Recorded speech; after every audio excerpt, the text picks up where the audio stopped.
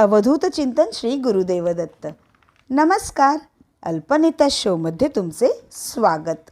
मागच्या पार्ट 23 मध्ये आपण दिस हे डेमॉन्स्ट्रेटिव्ह प्रोनाउन वाक्यांसकट आणि त्यांच्या अर्थांसकट शिकलो होतो. आजच्या पार्ट 24 मध्ये आपण दॅट हे वाक्यात कसे वापरायचे ते शिकणार आहोत. व्हिडिओ बघता बघता आपल्या अल्पनेता शोला लाईक करा, खूप शेअर करा आणि चॅनलला सबस्क्राईब देखील करा आणि बेल आयकनला सुद्धा नक्की प्रेस करा.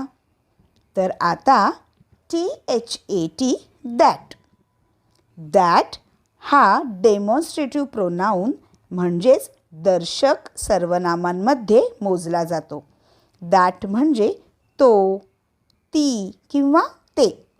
इंग्रजीमध्ये दॅट आपण एकवचन आणि बहुवचन म्हणजेच आपल्यापासून काही अंतरावर असलेल्या गोष्टींबद्दल बोलण्यासाठी वापरतो. दॅट हे बहुधा किंवा जास्ती करून निर्जीव वस्तूंबद्दल बोलत असताना वापरले जाते. दॅटचा वापर एकवचनी व्यक्ती किंवा तुमच्यापासून दूर असलेल्या वस्तूंकडे निर्देश करण्यासाठीही कधीकधी केला जातो. तर चला आता आपण दॅट हा डेमॉन्स्ट्रेटिव्ह प्रोनाउन वापरून काही वाक्ये बनवूयात. तर पहिले वाक्य आहे, that is Priyansh standing by the garden. म्हणजे तो प्रियांश बागेजवळ उभा आहे. पुढचे वाक्य बघूयात. That girl is quite beautiful. म्हणजे ती मुलगी खूपच सुंदर आहे. पुढचे वाक्य बघूयात. That building is tall.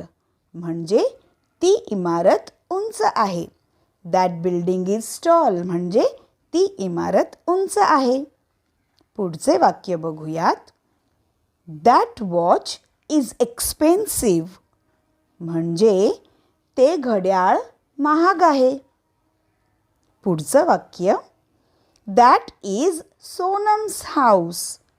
म्हणजे ते सोनमचे घर आहे. पुढचं वाक्य बघूयात.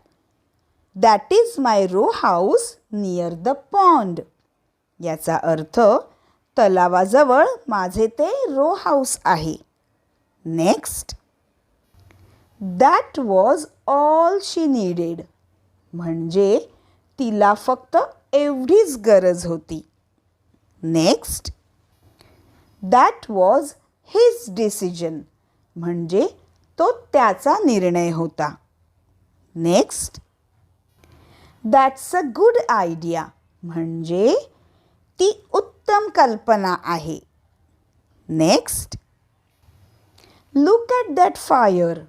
म्हणजे त्या आगीकडे पहा. तर मित्रांनो, आज आपण दॅट हा डेमॉन्स्ट्रेटिव्ह प्रोनाउन वापरून काही वाक्य बघितली.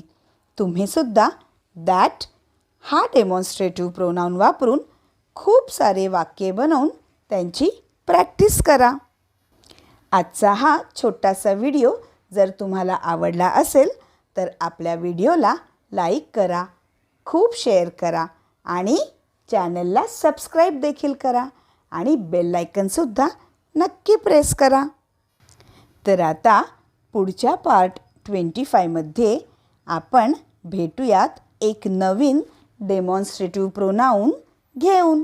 ठीक आहे. धन्यवाद.